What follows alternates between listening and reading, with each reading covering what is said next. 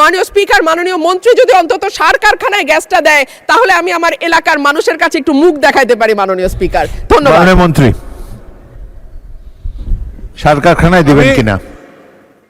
মাননীয় সংসদ সদস্য রুমিন ফারহানাকে একটা সুখবর দিতে চাই যে 1 তারিখ থেকে আমরা, যদিও বিদ্যুতের উৎপাদনে আমাদের ক্ষতিগ্রস্ত হবে, তারপরে দেশের কৃষির কথা চিন্তা করে আমরা 1 তারিখ থেকে ফার্টিলাইজার ফ্যাক্টরিতে গ্যাস দেওয়ার সিদ্ধান্ত নিয়েছি।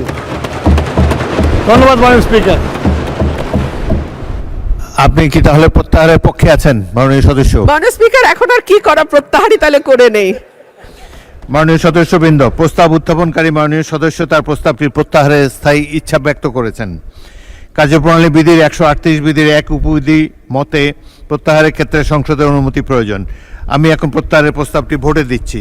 সংসদের সামনে প্রশ্ন হচ্ছে মাননীয় সদস্য রুমিন ফারহানা কর্তৃক উত্থাপিত সিদ্ধান্ত প্রস্তাব নম্বর 1।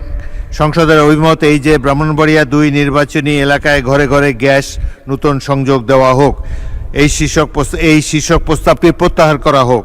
যারা এই প্রস্তাবের পক্ষে আছেন তারা হাঁ বলুন, যারা এই প্রস্তাবের বিপক্ষে আছেন তারা না বলুন।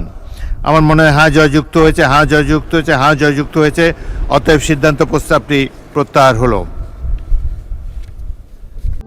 প্রবাসীদের জন্য নির্মাণ হচ্ছে দেশের প্রথম স্মার্ট সিটি, যেখানে থাকছে স্কুল, মসজিদ, হাসপাতাল, সুইমিং পুল, হেলিপ্যাড, পাঠাগার, জিম, সুপারমার্কেট, শিশু পার্ক সহ সকল নাগরিক সুবিধা।